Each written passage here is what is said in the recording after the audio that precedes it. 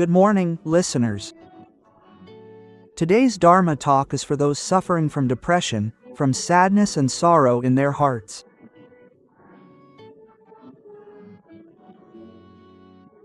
If you are suffering and haven't found a way out, I invite you to listen to this Dharma talk to relax your mind and get to know a companion you didn't invite.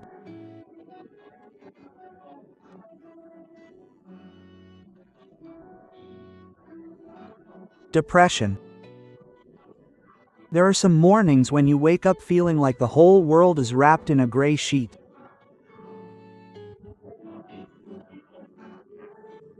It's not the sharp pain of a knife, nor the raging anger of a fire, but something heavier, an emptiness that feels heavy, a deafening silence, a feeling that even lifting your hand to pick up a glass of water requires energy that you no longer have in your body.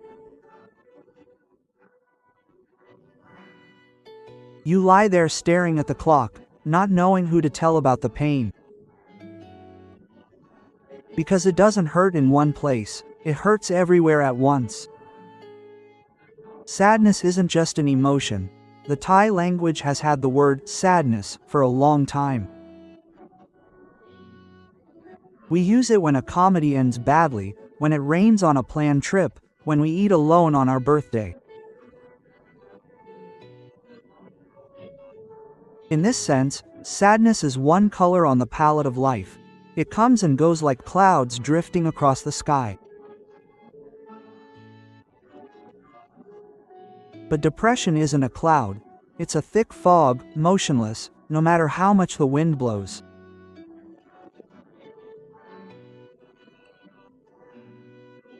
It remains there, covering everything that once had color, making flowers look unattractive, food taste bland, and the laughter of loved ones sound distant, as if from another world. Psychologists and psychiatrists explain.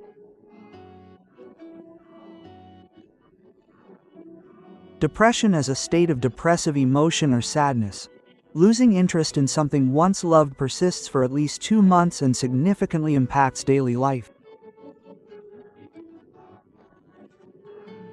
However, the number 2 doesn't fully reflect the truth, because for those within, each day is an eternity. What happens to the brain and body when the fuel is depleted? First, let me say something very important. You're not overthinking, you're not weak, and you don't lack faith. What happens in your brain and body has a biological basis that can be measured, studied, and treated, just like every other physical world.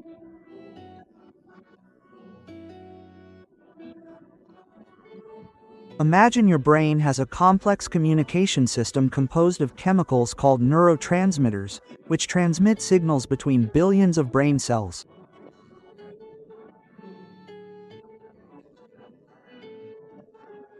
Among these substances, there are substances called serotonin, which is associated with feelings of security, satisfaction, and self-worth, phrenia, which is associated with the desire to do things, excitement, and motivation, and norepinephrine, which is associated with energy and concentration.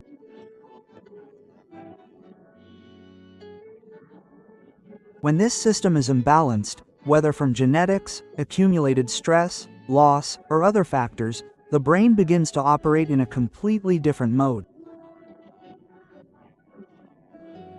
It's like a fire without fuel, not that the fire is dormant, but it's not burning as it should. The more you try to blow on it, the more exhausted you feel because the problem isn't with blowing on it, but with the missing fuel. Besides the brain, depression also affects the body in a tangible way. Some people have insomnia all night, while others sleep soundly but wake up still feeling tired. Some people have no appetite but eat incessantly to fill an inexplicable emptiness. Some experience body aches without a clear physical cause. The body and mind are not separate. The Buddha was aware of this truth from the beginning. He explained the connection between body and mind, and in the Mahadukkha Sutta, he stated that physical suffering affects the mind, and mental suffering affects the body. These things cannot be separated in real life. Hurtful words, words that shouldn't be spoken to someone who is suffering. If you've ever heard these phrases, know that you're not alone in being misunderstood. Just think positively. What's so difficult about that? Many others are suffering more than you, and they're fine. Why act like this and make others worry? You don't need to seek help from others. Just exercise and you'll be fine. Meditate more. If you truly believe in Dharma, you won't have anything to fear. Quote. Each of these sentences, even from a loved one, is like telling someone with a broken leg to run faster, because it shows the speaker doesn't understand what's really happening. The truth is, if positive thinking were easy, depressed people would have been doing it long ago. The truth is, comparing yourself to those who are suffering and being afraid doesn't lessen the pain at all. The truth is, your pain is real and deserves attention. There's a story in the Buddhist scriptures that I'd like to share. Kisa Gotami was a young woman who lost her baby. She was so grief-stricken that she almost lost her mind. She carried the infant on the streets, begging for medicine from everyone she met, pleading, "Please give me medicine for my child." Many people looked at her with pity. Some said she was insane, others turned away. But when she came to the Buddha, what he did first was not to preach, not to say that life and death are natural, not to tell her not to grieve. He listened. He looked at her with eyes full of compassion and then said, "Go find some mustard seeds from a house where no one has ever died, and bring them to me." That was teaching with wisdom, not judgment. He knew she needed a journey of self-discovery, needed time to understand, not to be forced to accept the truth before her mind was ready. And in the matter of depression, the Buddha's teachings never judge those who are suffering. In the Dhammapada, he said, "Those who love both themselves and others strive for the benefit of all." Self-love here is not selfishness, but consciously caring for oneself, including acknowledging that one is suffering and seeking the right way to heal. Depression has many facets. Some people with depression still go to work every day, smiling at customers every morning, but then sit alone in the dark until midnight.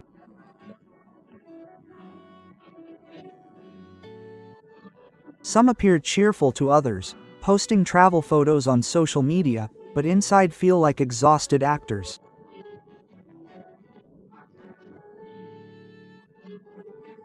Some feign anger and frustration after losing someone in the family, but that is actually a mask of pain they don't know how to express.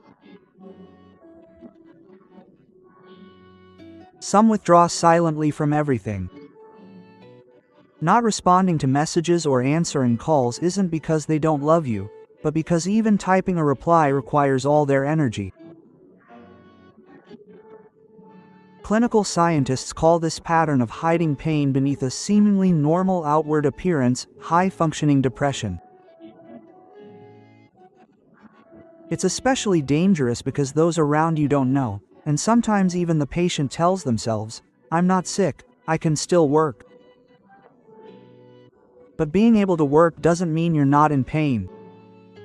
What the world of depression doesn't tell us is that to understand ourselves more clearly, sometimes knowing what something isn't is just as important as knowing what it is.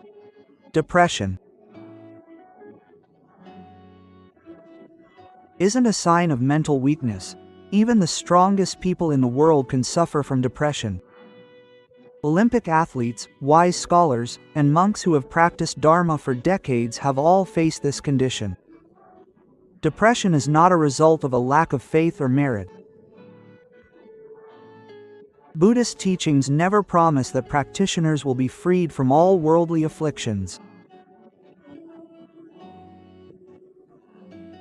Even Ananda, who memorized the Dharma more than anyone else in the world, wept with sorrow after the Buddha's passing. Depression is not something that can be cured simply by recovering, like a broken bone that heals by forcing oneself to walk. Depression is not a permanent fate. It can be treated and improved, and many have overcome it. In the Samyutta Nikaya, the Buddha said to a seriously ill monk, Bhikkhu,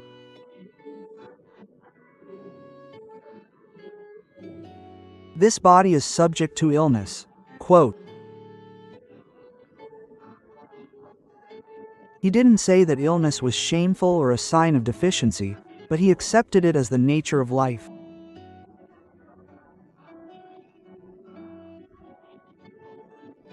That which is composed of physical and mental factors is subject to illness, and that is no one's fault. There is another Buddhist saying from the Dhammapada that always resonates in my heart. When I think of those facing darkness, when the mind is clear, all actions and words become clear as well.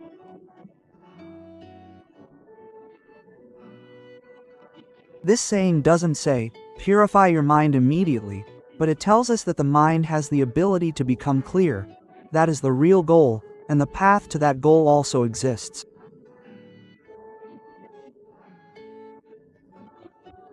Your current state is not the end, it is the beginning of the journey. The Four Noble Truths, a map for the lost heart. There is a time in everyone's life when they feel lost in a forest with no path, not knowing how far they have walked, and not knowing where the way out is. Where the most painful is not even knowing if you still want to find a way out. Depression makes the forest thicker and thicker, making the light that once filtered through the leaves seem to dim every day.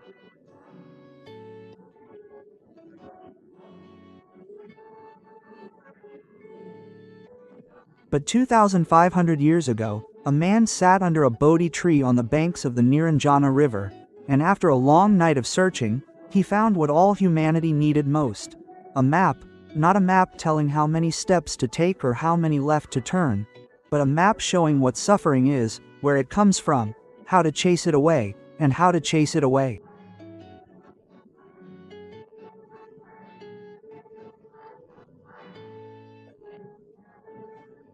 That map is called the Four Noble Truths, specifically the suffering described in the Dhammacakkappavattana Sutta, the Buddha's first sermon.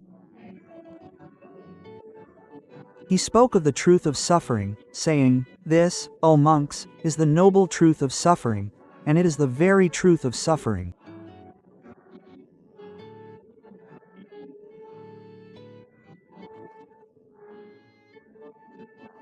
Birth is suffering, old age is suffering, death is suffering. Many people, hearing this, feel even more depressed, as if Buddhism is a religion of sorrow. But I want you to consider another perspective. The Buddha's declaration of suffering as the first truth was not because he was pessimistic, but because he knew that the first step to healing is accepting that you are in pain. Think about when you are physically ill. The first thing the doctor asks is, where does it hurt? No doctor tells you, don't think about the pain, and you'll be fine, because denying pain doesn't make it go away, it only makes it deeper.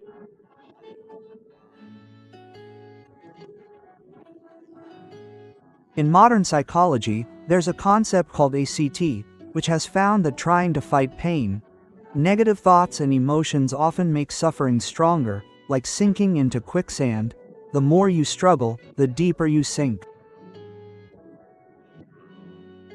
If you stop struggling and remain still, your body will not sink any further.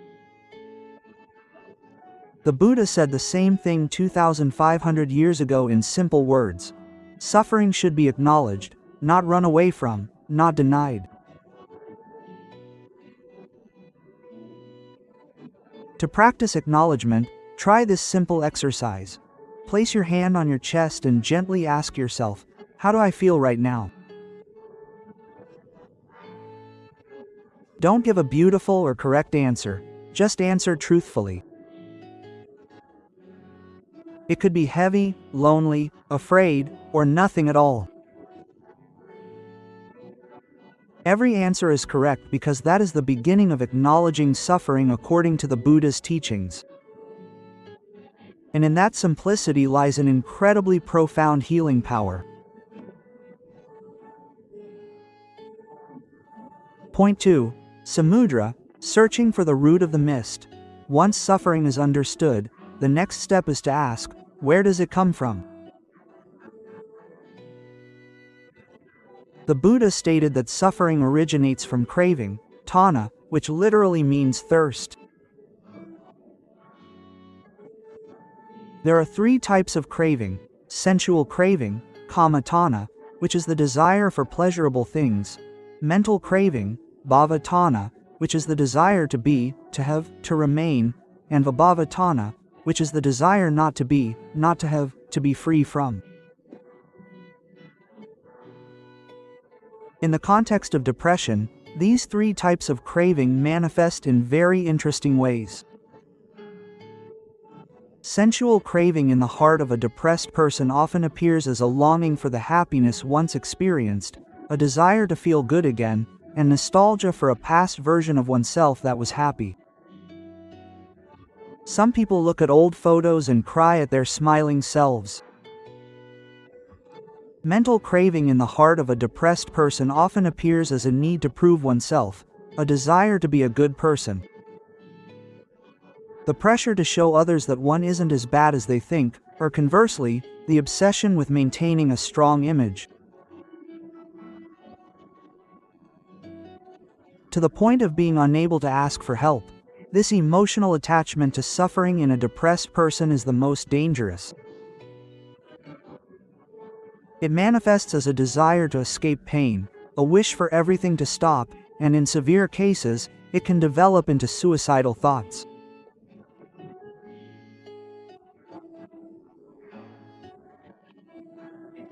But beyond this attachment, in the modern medical dimension, the root cause of depression includes several factors simultaneously, such as genetics and brain psychology, painful past experiences, especially in childhood, toxic relationships, accumulated unreleased stress, and a lack of social and spiritual connection. Understanding the root cause of depression isn't just about self-criticism is important because it helps us understand where we can improve. It's like knowing when tree roots are blocking a water pipe. Once you know, you can fix it. If you don't know, you just let the water drain away day after day without addressing the root cause.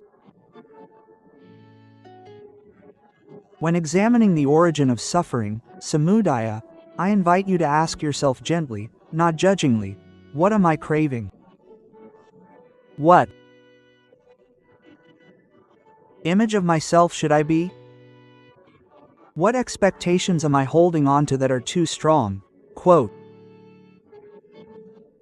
You don't have to answer every question at once. Just let them sit in your heart, like burning incense in a dark room. A small light begins to reveal what's around you. The third point, cessation, nirodha, is that there is always a way out. This is the part one want you to read slowly, if you pick up this book today.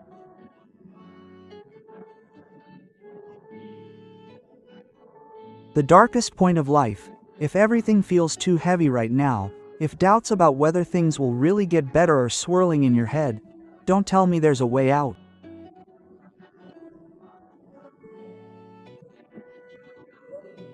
That's what the Buddha said in the Nirodha Sutta, cessation of suffering. Suffering falls into slumber, not that it lessens, not that it becomes more bearable, but that it truly slumbers.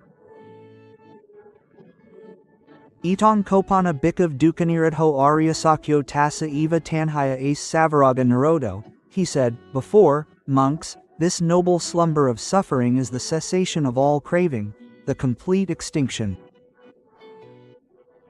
of that craving. Quote, but I don't mean that you have to attain nirvana before you feel better, because nirodha has stages, like a ladder with many steps. The first step is the pain becoming slightly lighter, the next step is the arrival of days when you feel good and empty, and the next step is, good days outnumber bad days, and life progresses gradually at one's own pace.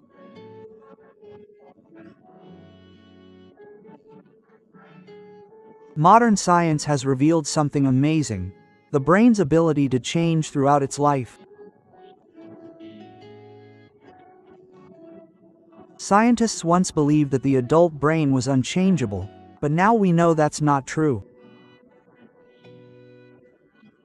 Your brain is constantly creating new pathways between nerve cells. Every new experience, every new thought, every minute of mindfulness helps create new patterns in the brain. This means that a brain that was once stuck in a pattern of depression can learn to function differently. The Buddha knew this thousands of years before scientists, but he called it meditation, which means the cultivation or development of the mind.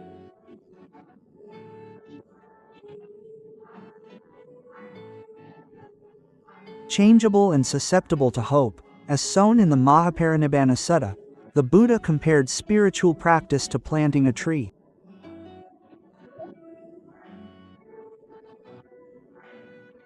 We cannot force the tree to grow overnight, but we can provide water, fertilizer, and sunlight, and growth will occur naturally.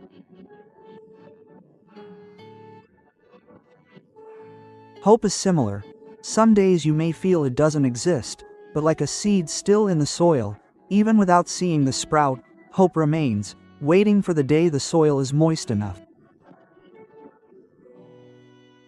Our duty now is not to force the tree to bloom, but simply to water it every day, even with trembling hands. The fourth point of the Eightfold Path is a gradual process, not a rush to cross a chasm. The Eightfold Path is the final part of the Four Noble Truths and the part that can be put into practice. Many people hear the number 8 and feel, if you can barely get out of bed, how can you possibly practice all 8 points? I want to present the path in a slightly different way, not as a to-do list, but as a step-by-step direction. Right view, samadhi, is seeing correctly in the context of depression.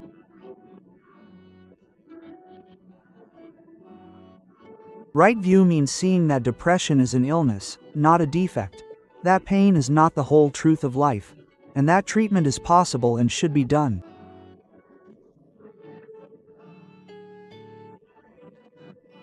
Right thought, Samma Sankappa, is gradually training to change the direction of thought from self-blame to self-compassion. You don't have to hurt yourself completely. Hurting yourself sometimes is considered the right path. Right speech, Samavaka, includes the words we say to ourselves in our heads, the voice that says, I'm terrible, or, I'm worthless, that is wrong speech, Micha, Samma. Vaka, right speech, even without speaking it aloud, is about doing the right thing. Even on the worst days, Sammakamanta might simply mean getting up to drink water, calling a doctor, or telling a loved one you're not feeling well. That's the right action. Sammajiva, right livelihood, including taking care of basic bodily functions like sleep, food, and exercise, because a well cared for body supports the mind. Sama Vyama, right effort, not trying until exhausted, but trying just right, doing less on bad days and gradually increasing on good days.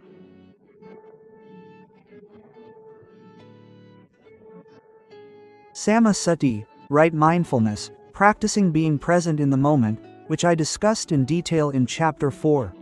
Sama Samadhi, right concentration, not necessarily sitting in meditation for hours, but simply achieving a temporary calmness of mind, even for just a few minutes. Every minute is valuable, right concentration, a path to enlightenment even when you lack energy. I want to emphasize that the Eightfold Path isn't a checklist to be completed every day. It's a compass, not a schedule. When you're lost, just pick up the compass, look at it, and take one step in the right direction. Just one step. The Buddha never said you had to run.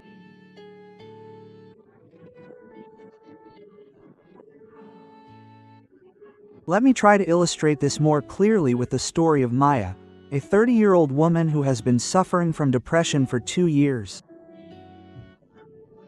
Maya woke up feeling a strange heaviness in her chest, like a stone was placed on it. She lay there, staring at her chest, thinking that it was just another day she had to fight through. But today, she tried something new.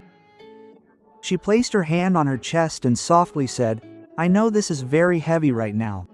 That was the truth of suffering, dukkha. Accepting it without breaking the precepts, she pondered the source of this burden, the appointment she feared, the accumulated pressure from work, the expectations of her mother that she hadn't yet met.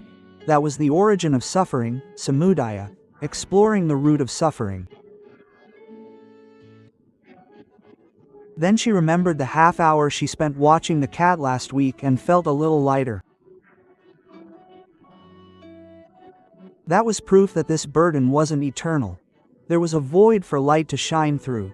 That was cessation of suffering, nirodha, a tangible hope. And today, she decided to do only one thing: call the doctor whose appointment she'd postponed 3 times already. That was a small step in the right direction. Illusions don't end with a one-day cure, but that day was the day she chose to turn towards the light, even if that light was still very raw.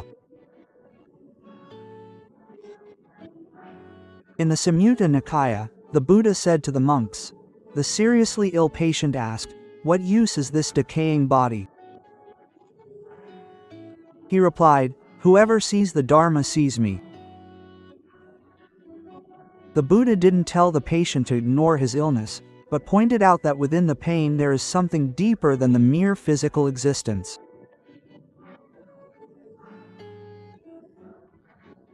The Dharma doesn't offer exemption from pain, but it offers something better: the ability to live with pain, to prevent anger from consuming him.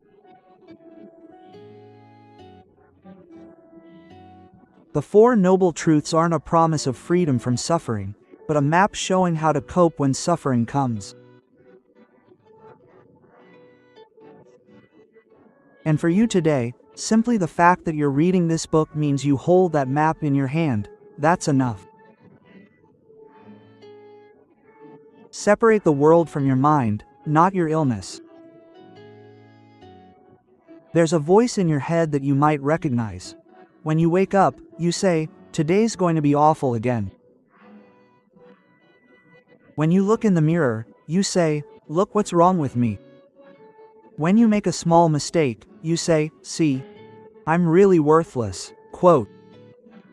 When someone shows concern, you say, "They're just pitying me, not truly loving me." And the scariest thing is, you believe every word because it sounds like your own voice. But I want to ask you something. If your best friend sat next to you and said those same sentences to you repeatedly every day, would you still call them a friend? The answer is no. But we do that to ourselves every day without realizing it. This chapter will discuss one of the most important things in healing from depression: learning to distinguish between the voice of the world and your own voice, because neither is the same thing. Similarly, when the world speaks, we think we speak in clinical psychology. Therapists have discovered a very interesting phenomenon. Most patients with depression don't feel like they're thinking negatively. They feel like they're seeing reality. That's what makes this world different from ordinary sadness.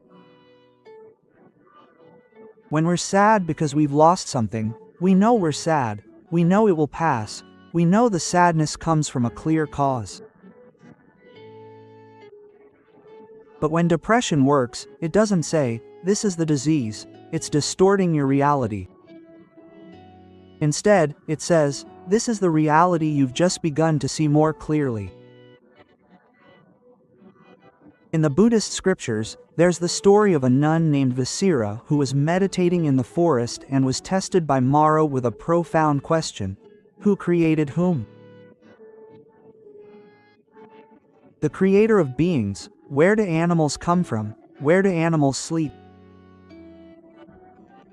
Mara tried to confuse and mislead Vachira, but Vachira responded with wisdom: "Is it Mara who has come? Or is this your pride?" Quote. Vachira immediately recognized that this was not the truth, but a Mara trying to tempt the world. Depression is like Mara in this story.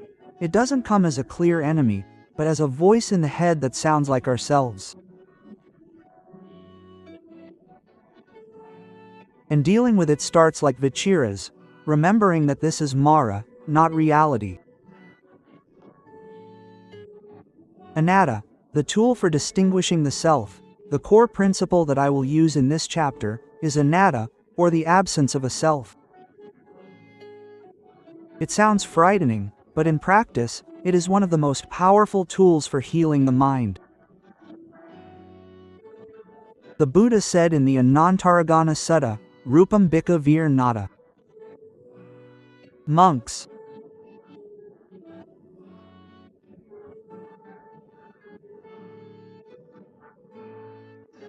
Form is not self, anatta. If form were not self, then form would not be the cause of illness. Quote. The Buddha applied this principle to the 5 aggregates, khandhas, including feeling, vedana, perception, sanya, mental formations, sankhara, and consciousness, vijnana. In modern psychology, this is called ACT, active action, which teaches us to create distance between ourselves and our thoughts. Instead of thinking, "I am worthless," we change it to, "I am having thoughts that I am worthless." Instead of thinking, "I will never recover," we change it to, "My depression is saying I will never recover." The difference seems small, but the impact on the mind is profound. When we say, "I am worthless," we integrate that thought with, "Our self has become an inseparable part of us," but when we say, "I'm having thoughts of worthlessness," we create a small distance.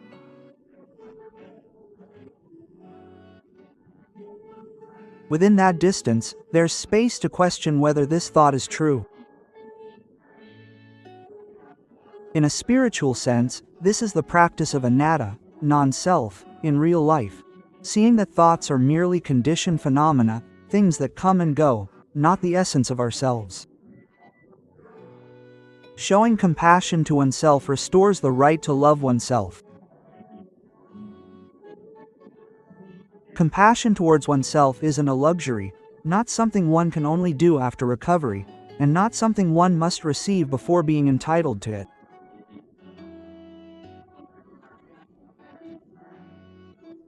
It's the medicine the body and mind need most on days of pain, and it's what the Buddha taught from the beginning, only we may have forgotten that his teachings included.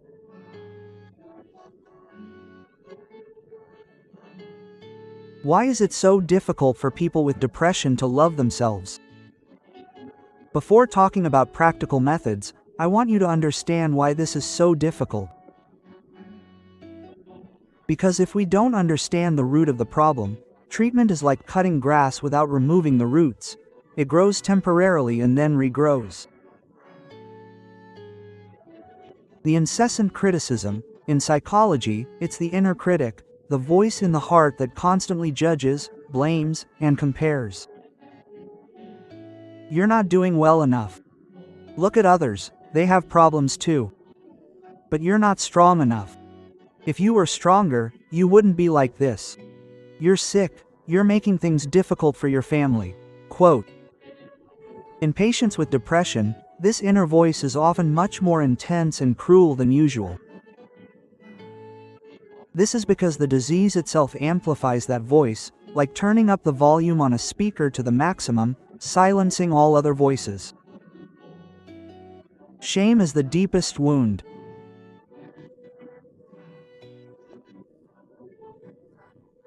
Psychologists. Decades of study on shame have revealed a crucial difference between the two. Guilt is the feeling that I have done something wrong.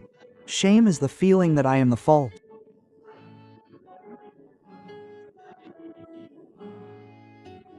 Most people with depression don't just feel guilty about what they've done, but they feel ashamed of their very existence.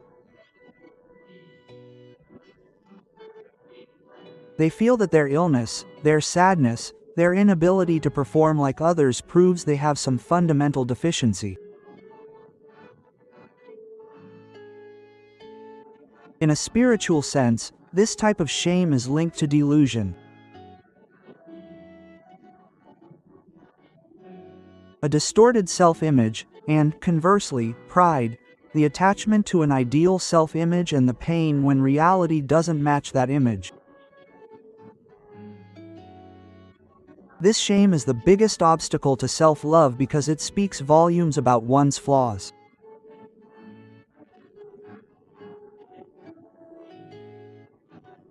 Many people immediately feel resistant when I talk about cultivating loving kindness towards oneself.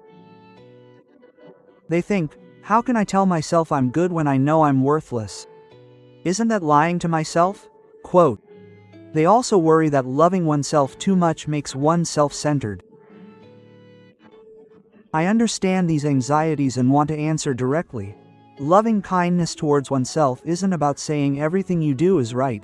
It's not about denying responsibility, and it's not about stopping self-improvement.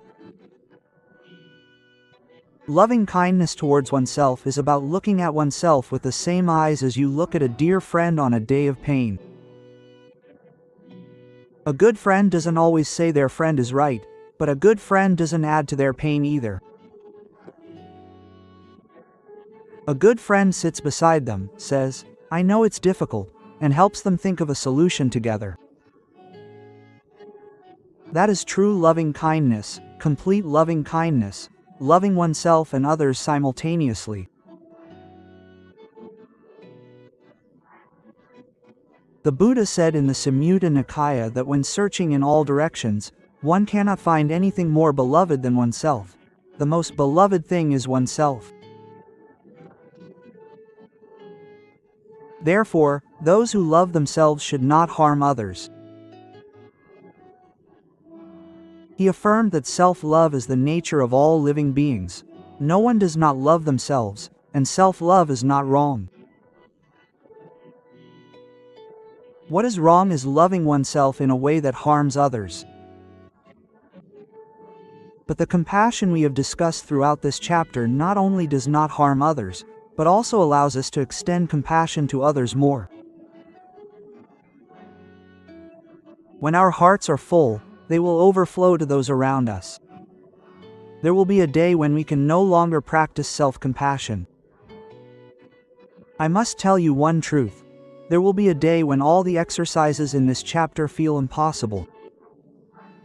A day when even placing your hand on your chest feels too heavy. A day when the words self-love sound empty and distant. A day when tears refuse to flow. Inside, it was as barren as a desert that day. I only have one sentence to leave you with. I'm still here. That's enough. Because being here, still breathing, still trying, even if you don't feel like you're trying, that's the deepest form of self-compassion.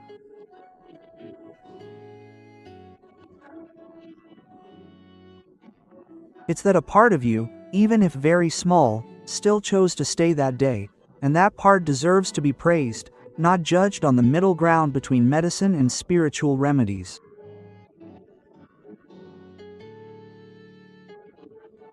One patient, whom I call Venerable Father, came to see me with a weary face. She sat down and her first sentence was, "Father, the doctor prescribed antidepressants, but my mother says that if I truly have faith in Dharma, I don't need medication. And my friends say these drugs are addictive, and someone else says that depression isn't real, it's just overthinking. I don't know who to turn to." Quote. She sat amidst conflicting voices from all directions, without anyone asking how she felt. I believe that many people who have heard of or been in a similar situation to mine, caught between two worlds, the medical world that speaks the language of science and the world of Dharma that speaks the language of spirituality, feel that they must choose one side. But I want to say that the real question is not about medicine or Dharma as a remedy. The real question is, what truly heals?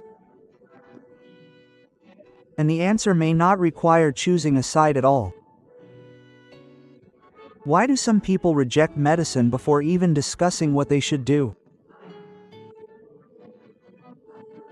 I want to understand the reasons why many people hesitate or reject medical treatment first, because in every hesitation lies a reasonable fear. The first fear is that taking medicine shows weakness. This is the most common fear, and is deeply ingrained in a culture that values perseverance and fighting for oneself. But consider this: if someone you love has diabetes and the doctor prescribes insulin, would you say, "Don't take the medicine"? It shows weakness, fight for yourself. Of course not. Then why, when the brain's chemical balance is disrupted, affects organs like the pancreas? We have different standards. Courage isn't in refusing help. Courage is in reaching out to accept it when needed.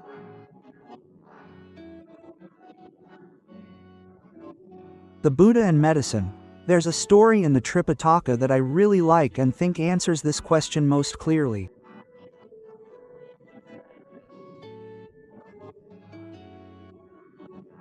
Shiva was the personal physician of King Bimbisara and later became the physician for the Buddha and the Sangha.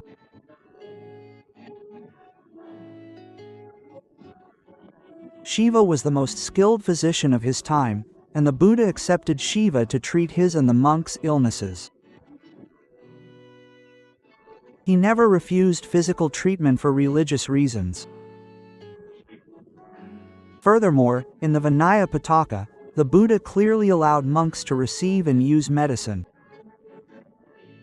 The medicines and methods of treatment are specified. As seen in the Buddhist scriptures, the Buddha viewed caring for the physical body as a fundamental aspect of spiritual practice. In the Mahaparinibbana Sutta, he stated, "The body is impermanent. Once life ends, the body is crucial. Therefore, caring for the body is important." Quote. The brain is also a part of the body. Consider its function. The brain is like a collection of billions of trees, and between each tree are tiny spaces where nerve signals must be transmitted. In depression, certain neurotransmitters, especially serotonin, are reabsorbed into cells too quickly, before they can fully transmit their signals, like the postal service pulling a letter back before the recipient can read it. SSRI drugs work by slowing this reabsorption, allowing serotonin to remain in the spaces between cells longer, enabling more complete signal transmission. The result isn't a false sense of happiness, but rather the brain returning to a level closer to normal.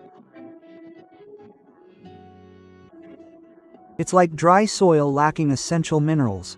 No matter how much water you give it, the plants won't grow. But when you add fertilizer and the missing minerals, the soil is ready to receive water and sunlight, and the plants can grow. Medicine is the fertilizer, not the plants. The real plant is you. True growth must come from within. Don't wait. One very important thing that doctors should tell every patient is that antidepressants don't work immediately. Generally, it takes 2 to 6 weeks to see results, and during that time, there may be unpleasant side effects such as nausea, headaches, and insomnia. This initial feeling is very important because many people take the medication for only a week and feel no improvement, so they stop taking it on their own, which is something that should never be done. Stopping medication suddenly can cause symptoms to worsen rapidly. If you need to stop or change medication, it must always be done under the supervision of a doctor. Compassion in Buddhism is not about being overly sensitive and waiting for results. It happens spontaneously, but it's a practice that spreads out gradually in all directions. In the practice of loving kindness, we begin with ourselves, expanding to loved ones, to neutral people, to those we have conflicts with, and finally to all sentient beings. This process is about building connections on a deeper level than simply talking or sitting close together. It's about connecting minds through the power of goodwill. And on days of the loneliest, when there's truly no one there, spreading loving kindness in all directions reminds us that we are still a part of this world, still connected to all things, even if we feel disconnected. That connection never truly disappears, it's just waiting for us to remember it. That concludes today's Dharma talk.